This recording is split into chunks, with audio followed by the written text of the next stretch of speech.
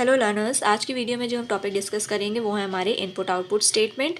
Computer में हम लोग इनपुट और आउटपुट ऑपरेशंस को परफॉर्म करने के लिए जिन स्टेटमेंट का यूज़ करते हैं उनको हम बोलते हैं इनपुट आउटपुट स्टेटमेंट्स। जब हम लोग ने वेरिएबल्स पढ़े थे तो पढ़ा था कि वेरिएबल्स का यूज़ करते हैं हम डेटा को स्टोर करने के लिए। तो अब उसमें अगर हमें डेटा को स्टोर करना है या ऑलरेडी उसमें कोई डेटा स्टोर है उसको एज अ आउटपुट हमें प्रिंट करवाना है तो हम लोग इन्हीं स्टेटमेंट का यूज़ करते हैं। सबसे पहले हमारा इनपुट मीन्स क्या होता है। Input means taking data from the user से जब हम डेटा ले रहे हैं उसको हम इनपुट बोलते हैं। Showing data to the user को डेटा शो करने को हम आउटपुट बोलते हैं।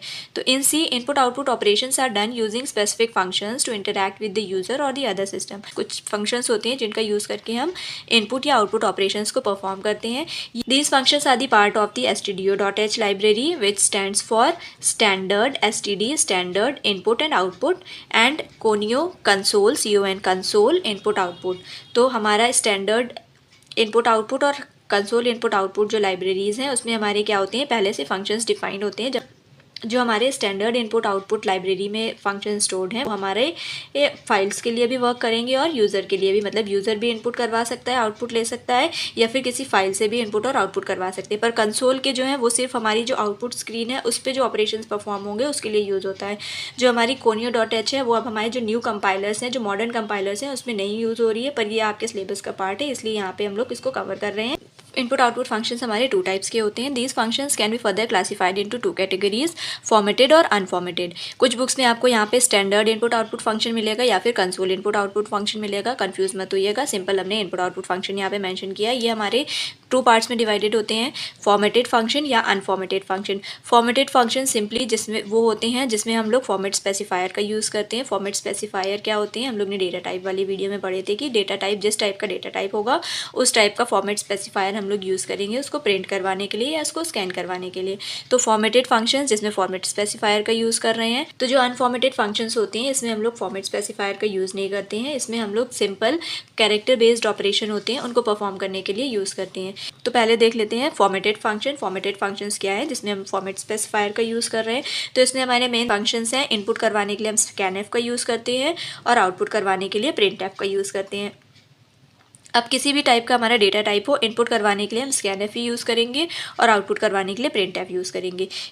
इसमें स्ट्रिंग हमारा डेटा टाइप नहीं है, हम आप लोग को बता चुके हैं। इसको हम लोग एज एन एरे डिक्लेयर करते हैं जब हमें मोर देन वन कैरेक्टर की नीड होती है या फिर हमें कोई स्ट्रिंग को प्रिंट करवाना होता है या स्कैन करवाना होता है तो हम लोग इसको एज एन एरे यूज़ करती है। और हमेशा ये क्या होती है, डबल कोट्स में होती है और कैरेक्टर में सिंगल कोट में होगी, ये डिफरेंस होगा। फॉर्मेटेड फंक्शन में जो हमारा पहला फंक्शन है जो कि हम लोग आउटपुट के लिए यूज़ करते हैं वो है हमारा printf। printf फंक्शन का क्या काम होता है, this function is use to print the output to the console. मतलब जो भी हमारा आउटपुट है उसको प्रिंट करवाने के लिए यूज़ करते हैं। किस पे, कंसोल पे, मतलब मॉनिटर पे जो हमारा आउटपुट है वो प्रिंट होता है। It allow to display formatted data, ये फॉर्मेटेड डेटा पे ही वर्क करता है। मतलब हमें फॉर्मेट स्पेसिफायर को मेंशन करना पड़ेगा। तो सिंपल इसका सिंटेक्स क्या है कि printf लिखा, फिर हम लोग ने ब्रेसेस ओपन किए, डबल कोट्स में जो भी हमारे फॉर्मेट स्पेसिफायर है इंक्लूड करना है वो यहाँ पे मेंशन करेंगे डेटा टाइप के अकॉर्डिंग। और फिर यहाँ पे जितने भी वेरिएबल्स होंगे वो कॉमा सेपरेट करके हम यहाँ पे मेंशन कर सकते हो। लास्ट में एंड में semicolon. Example format specifier, suppose हमारे पास ए बी और सी तीन तरह के वेरिएबल्स हैं। यहाँ से हमें पता चल रहा है कि जो ए है वो किस टाइप का है, इंटीजर टाइप का, बी जो है हमारा फ्लोट टाइप का और सी क्या है, कैरेक्टर टाइप का।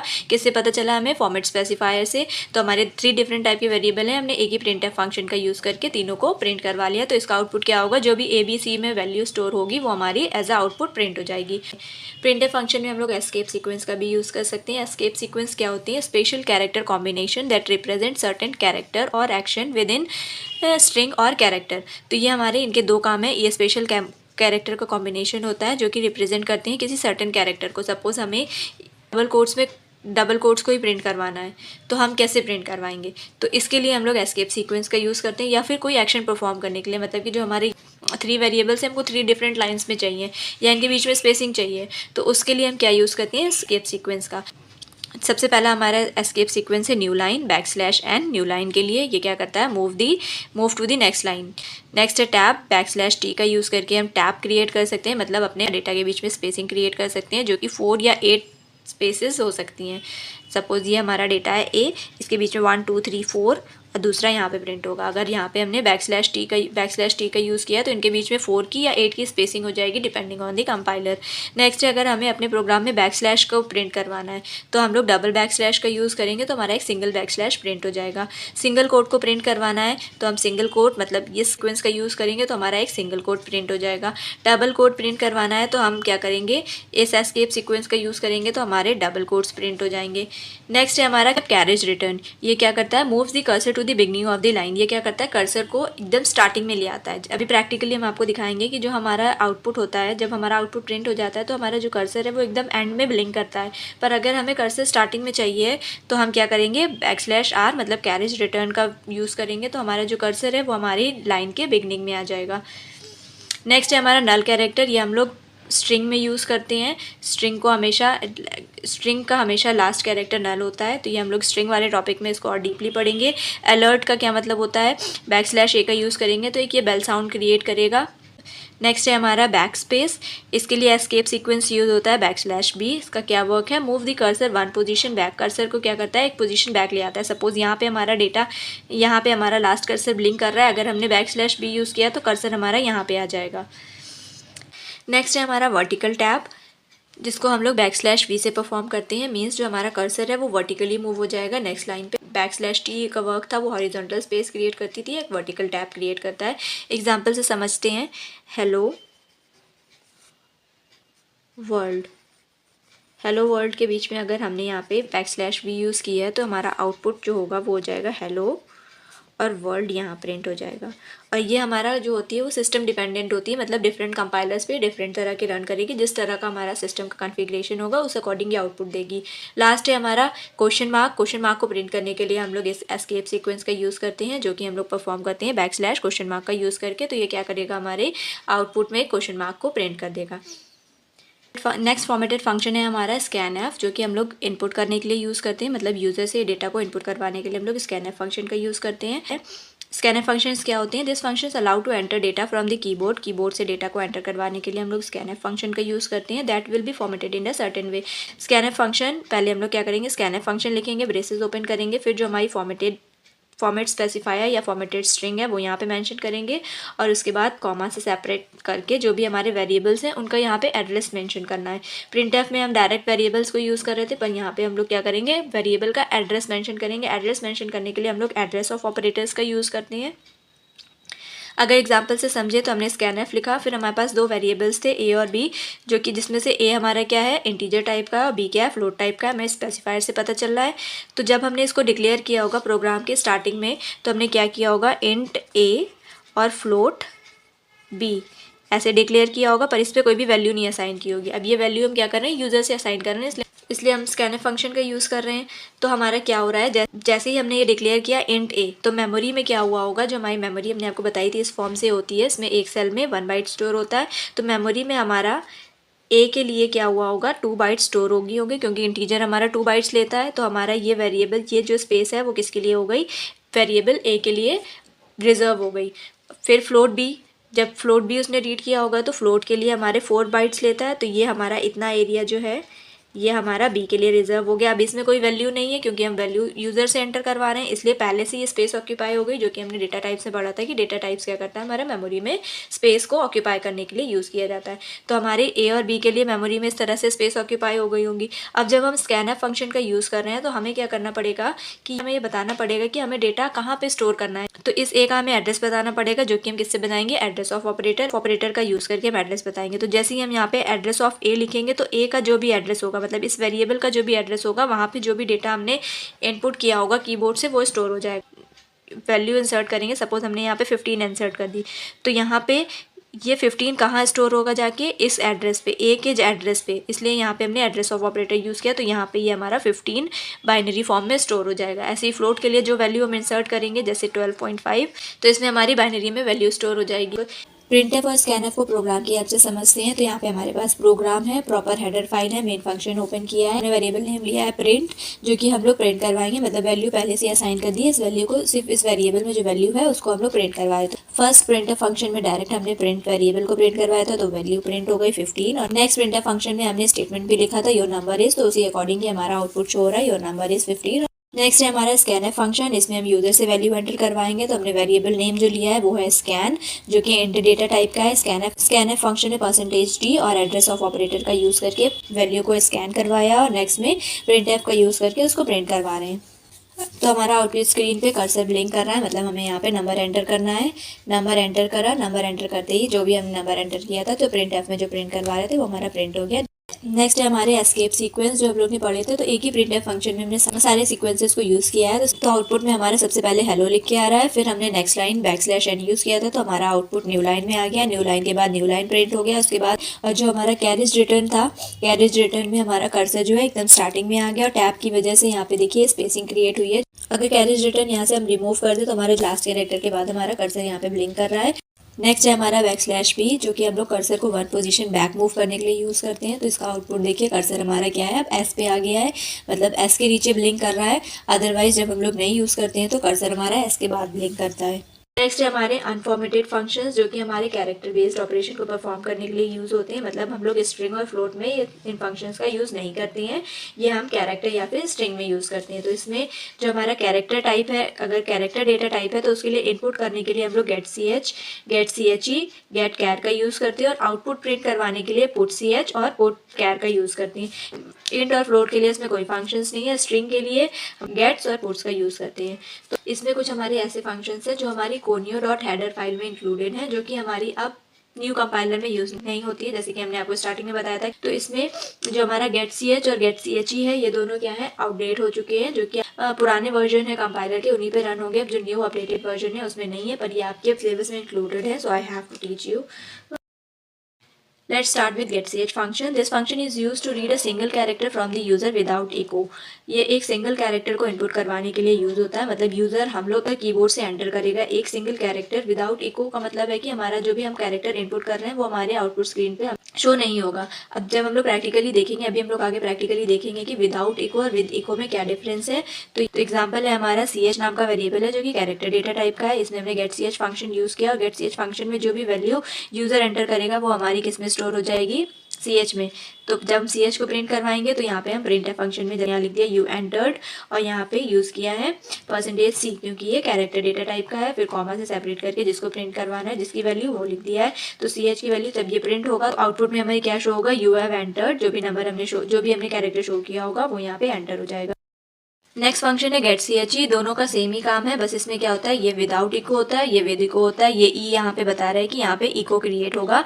This function is use to read a single character from the keyboard. Keyboard से सिंगल कैरेक्टर को इनपुट करवाने के लिए, रीड करने के लिए हम लोग यूज़ करते हैं विद इको। इको मतलब जैसे हम कैरेक्टर एंटर करेंगे वो कैरेक्टर पहले हमें शो होगा, फिर हमने जो भी प्रिंट करवाया वो शो होगा। गेट ch और get ch are not the part of the standard C library, मतलब ये हमारे stdio.h में नहीं है, इंक्लूडेड है, स्टैंडर्ड सी लाइब्रेरी में नहीं है। गेट कैर का क्या वर्क है, gate char is a standard function in C that reads a single character from the keyboard with echo। ये हम ch और get ch हमारे नॉन स्टैंडर्ड फंक्शन थे। गेट कैरेक्टर जो कि स्टैंडर्ड फंक्शन है, जो कि हमारे मॉडर्न कंपाइलर्स में भी यूज़ होता है। सेम इसका काम जैसे गेट ch का काम है, वैसे ही सेम वर्क है। यूज़र से सिंगल कैरेक्टर को इनपुट करवाने के लिए यूज़ होता है विद इको। एग्जाम्पल में क्या डिफरेंस हो जाएगा, सिर्फ फंक्शन का नेम चेंज हो जाएगा, बाकी एग्जाम्पल हमारा सेम है। नेक्स्ट फंक्शन है हमारा गेट्स फंक्शन। गेट्स फंक्शन हम लोग किसी भी लाइन को प्रिंट करवाने के लिए यूज़ करते हैं। मतलब एक सिंगल कैरेक्टर से ज़्यादा अगर हमें स्टेटमेंट प्रिंट करना है तो हम गेट्स फंक्शन का यूज़ करते हैं। It's reads an entire line from the keyboard. ये कीबोर्ड से पूरी लाइन को रीड करता है। कब तक रीड करता है, जब तक कि एंटर की प्रेस ना की जाए। क्योंकि स्ट्रिंग के लिए कोई भी डेटा टाइप नहीं है, तो हम लोग क्या करते हैं, स्ट्रिंग बनाने के लिए एक एरे का यूज़ करते हैं। एरे क्या होती है, एरे जब हम यूज़ करते हैं जब हमारा सिमिलर टाइप का डेटा होता है और हमें एडजेसेंट मेमोरी लोकेशन पे उसको स्टोर करना होता है। तो सिंपल जब हम एरे डिक्लेयर करते हैं तो हम यहाँ पे एरे नेम लिखते हैं और उसका साइज़ लिखते हैं। तो यहाँ पे हमने एक कैरेक्टर टाइप की एरे बना ली है जिसका नाम है str और जिसका साइज़ है 100। तो अब गेट्स फंक्शन में हमने क्या किया, str जो एरे नेम है उसको पास कर दिया। अब यहाँ पे जब तक कि हम एंटर प्रेस नहीं करेंगे, जो भी वैल्यू एंटर करेंगे वो हमारी स्टोर होती जाएगी और फाइनली जब हम इसको प्रिंट करवाएंगे तो हम जितने भी वर्ड्स हमने इंसर्ट किए होंगे एंटर प्रेस करने से पहले वो सब हमारे क्या हो जाएंगे, प्रिंट हो जाएंगे। बट यहाँ पे प्रॉब्लम क्या है, ये भी हमारा आउटडेटेड है, डेप्रिशिएट हो चुका है। मॉडल कंपाइलर्स में ये यूज़ नहीं होता है। इसकी जगह पे अब जो फंक्शन यूज़ होता है वो होता है fgets फंक्शन। पर गेट्स फंक्शन में प्रॉब्लम क्या आती है कि यहाँ पे ये साइज़ नहीं देखता है। यहाँ पे आपने एंटर से पहले 100 से भी ज़्यादा कैरेक्टर अगर इंसर्ट किए हैं तो ये सबको रीड कर लेना। इससे बफर ओवरफ्लो की प्रॉब्लम आती है, इसलिए इसको जो है डेप्रिशिएट कर दिया गया है। मतलब आप मॉडर्न कंपाइलर्स में हमारा यूज़ नहीं होता, ये सीके स्टैंडर्ड में भी नहीं आता है, क्योंकि इससे जो हमारी मेमोरी ज़्यादा लॉस होती है। पुट ch, पुट कैर और पुट्स, ये हम क्या करते हैं सिंगल कैरेक्टर या स्ट्रिंग को प्रिंट करवाने के लिए यूज़ करते हैं। तो फर्स्ट है हमारा पुट ch से पता चला है कैरेक्टर, मतलब कैरेक्टर को प्रिंट करवाना है। Put ch print a single character to the console, ये क्या करता है सिंगल कैरेक्टर को प्रिंट करवा देता है। सिंपल एग्जांपल क्या, पुट ch यूज़ किया और इसमें हम सिंगल कोट्स में जो भी वैल्यू इंसर्ट करेंगे वो हमारी एज अ आउटपुट प्रिंट हो जाएगी। तो इसका आउटपुट हो जाएगा ए। ये भी हमारी सी स्टैंडर्ड मतलब stdio.h में इंक्लूडेड नहीं है, हमारी स्टैंडर्ड लाइब्रेरी का ये पार्ट नहीं है। नेक्स्ट है हमारा put char, it is a standard C function, ये हमारा स्टैंडर्ड सी फंक्शन है, use to print a single character to the console. Same put ch की तरह इसका वर्क है कि ये हमारे कैरेक्टर को सिंगल कैरेक्टर प्रिंट करवाने के लिए यूज़ करते हैं। तो यहाँ पे पुट कैर हो जाएगा और यहाँ पे हमें जो भी वैल्यू यहाँ पे कैरेक्टर इंसर्ट करना है वो एंटर करेंगे और यहाँ पे आउटपुट हमें मिलेगा ए। पुट्स का यूज़ करते हैं हम स्ट्रिंग या किसी लाइन को प्रिंट करवाने के लिए, और हमेशा इसमें क्या होता है followed by new line character, मतलब हमारा कर्सर क्या है न्यू लाइन पे मूव कर जाएगा। प्रिंट करने के बाद कर्सर ऑटोमेटिकली नेक्स्ट लाइन पे आ जाएगा। तो ये हमारा पुट्स फंक्शन एग्जांपल क्या है, पुट्स फंक्शन में हम लोग डबल कोट्स में जो भी लिखेंगे वो हमारा प्रिंट हो जाएगा। तो आउटपुट मिलेगा हमें हेलो वर्ल्ड, और जो कर्सर है वो न्यू लाइन पे मूव हो जाएगा। अब हम लोग प्रोग्राम की हेल्प से समझते हैं कि कैसे हम इनपुट और आउटपुट ऑपरेशंस परफॉर्म करते हैं। तो सबसे पहले हम लोग लिया है put ch function. Put ch function में क्या है, सिंपली हम लोग ने क्या किया है ए को एंटर करवाया। तो जब हम इसको रन करवाएंगे तो आउटपुट पे हमें सिंपल मिल जाएगा ए। नेक्स्ट है हमारा पुट कैर फंक्शन, जिसमें हम लोग बी को प्रिंट करवाना है, तो सिंगल कोट्स में बी इंसर्ट कर दिया। अब इसको रन करवाएंगे तो आउटपुट हमें मिल जाएगा बी। नेक्स्ट फंक्शन है हमारा पुट्स, इसको हम लोग स्ट्रिंग प्रिंट करने के लिए यूज़ करते हैं। तो हम लोग स्ट्रिंग हमेशा डबल कोट्स में लिखते हैं, तो डबल कोट्स में लिख दिया हेलो लर्नर्स। तो जब हम इसको रन करवाएंगे तो आउटपुट मिलेगा हमें हेलो लर्नर्स।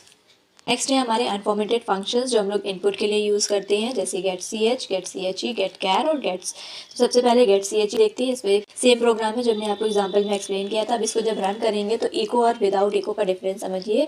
जब हमने इसको रन किया है तो देखिए ब्लैक स्क्रीन पे क्या है, कर्सर ब्लिंक कर रहा है, इसलिए कि ताकि हम कोई भी कैरेक्टर एंटर करें। तो हमने यहाँ कैरेक्टर एंटर कर दिया, जैसे कैरेक्टर एंटर किया तो हमें आउटपुट मिल गया है यू हैव एंटर्ड जी, पर हमें यहाँ पे जी कहीं नहीं दिख रहा है कि हमने जी एंटर किया था। तो ये है विदाउट इको प्रिंट करवाना है तो हम क्या करेंगे गेट ch का यूज़ करेंगे। गेट ch का यहाँ पे देखिए सेम एग्जांपल है, इसको रन करवाएंगे तो हमारे आउटपुट स्क्रीन पे जैसे ही हमने वी एंटर किया तो वैसे ही हमारा वी भी प्रिंट हो रहा है, और जो हमने आउट प्रिंटफ में प्रिंट करवाया था वो भी प्रिंट हो रहा है। मतलब इको का क्या मतलब हुआ कि जो हमने नंबर कीबोर्ड से एंटर किया है विदाउट इको में वो डिस्प्ले नहीं होगा, विद इको में हमारा डिस्प्ले हो रहा है। नेक्स्ट फंक्शन है हमारा गेट कैर, सेम वही एग्जांपल है, बस फंक्शन नेम चेंज हो गया है, यहाँ पे गेट कैर हो गया। अब जब हम इसको रन करवा रहे हैं तो देखिए आउटपुट में कर्सर ब्लिंक कर रहा है। यहाँ पे हमने एंटर किया एच, एंटर होने के बाद भी कर्सर हमारा ब्लिंक कर रहा है, मतलब जब तक हम एंटर प्रेस नहीं करेंगे तब तक कि ये आउटपुट प्रिंट नहीं करेगा। तो अब जब जैसे ही एंटर प्रेस कर दिया तो ये हमारा आउटपुट जो प्रिंट एफ में लिखा था वो प्रिंट हो गया है। अब अगर आउटपुट स्क्रीन पे जब हम इनपुट कर रहे हैं कैरेक्टर को, अगर हमने एक से ज़्यादा कैरेक्टर इनपुट कर दिया और फिर एंटर किया तो हमारा क्या होगा कि जो फर्स्ट कैरेक्टर है वो सिर्फ वही रीड करेगा। जैसे यहाँ पे हमने क्या किया है, बहुत सारे कैरेक्टर को प्रेस करते गए हैं कीबोर्ड से, पर हमने एंटर नहीं प्रेस किया। अब जैसे ही हम एंटर प्रेस करेंगे तो क्या होगा, जो हमारा फर्स्ट कैरेक्टर है वही सिर्फ प्रिंट होगा। नेक्स्ट फंक्शन है हमारा गेट्स फंक्शन, सेम जो एग्जांपल हमने आपको एक्सप्लेन किया है उसी को हम लोग यहाँ पे रन करवा रहे हैं। बस डिफरेंस इतना है कि प्रिंट एफ में %c की जगह %s हो गया है, क्योंकि इससे हमें पता चल रहा है कि हमारी स्ट्रिंग है। तो जब हम इसको रन करवा रहे हैं तो हम जैसे जैसे स्ट्रिंग टाइप कर रहे हैं वो हमें शो हो रही है, और जैसे ही फाइनल हम एंटर करेंगे स्ट्रिंग अपनी तब हमारा आउटपुट प्रिंट होगा। तो जब हमने यहाँ पे एंटर प्रेस किया तो हमारा प्रिंट हो गया हेलो लर्नर्स। गेट्स फंक्शन में हमने आपको बताया था कि ये एरे के साइज़ पे डिपेंडेंट नहीं होता है। अगर हमने साइज़ से बड़ी भी ये कैरेक्टर या स्ट्रिंग अपनी एंटर कर दी है, साइज़ से ज़्यादा कैरेक्टर या स्ट्रिंग एंटर कर दी है, तो वो उसको भी रीड करता है, जिसकी वजह से बफर ओवरफ्लो की प्रॉब्लम क्रिएट हो जाती है।